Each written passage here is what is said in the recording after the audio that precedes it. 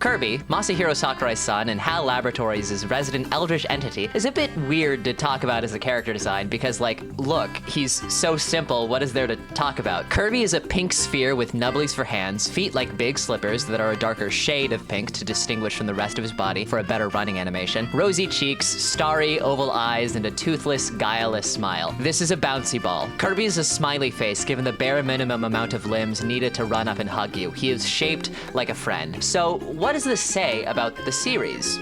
Plenty, really, because Kirby is the main character, and so his design as the forefront of the series should speak to its themes. Kirby as a design represents a wealth of potential and flexibility. First off, just on a physical level, Kirby is very malleable. You can squash and stretch him like a rubber hose cartoon, and the flexibility of his body is the basis of his inhale ability. But this idea of flexibility also extends to the staple of the series, copy abilities. With these, Kirby sports many different designs, but I don't think any one of them feels wrong, because Kirby is essentially a blank pink canvas that you can add a variety of different traits to. Kirby has the potential to become anything, and so a child can project themselves onto Kirby very easily. HAL Labs put this boy in a mecha, and it was one of the best games on the 3DS. Don't look up the sales, it deserved more money. Kirby's design has gotten especially more impactful in the series' modern era, as the lore has gotten considerably more...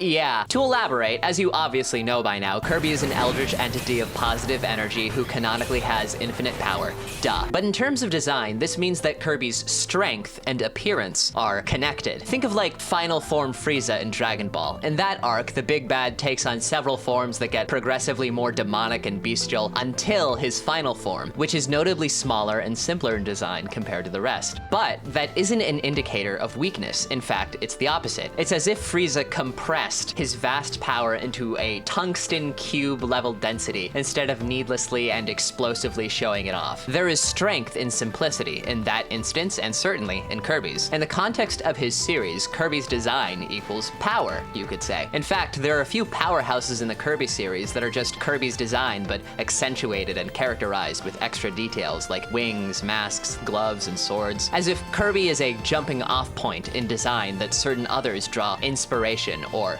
power from. So I guess what I'm trying to say is, when a character in the Kirby series approaches Kirby's brand of simplicity, that's how you know they're really something strong. But what about when an entity exceeds his simplicity? Say by having one eye instead of two in their design, or by having no limbs at all and instead just choosing to float in midair.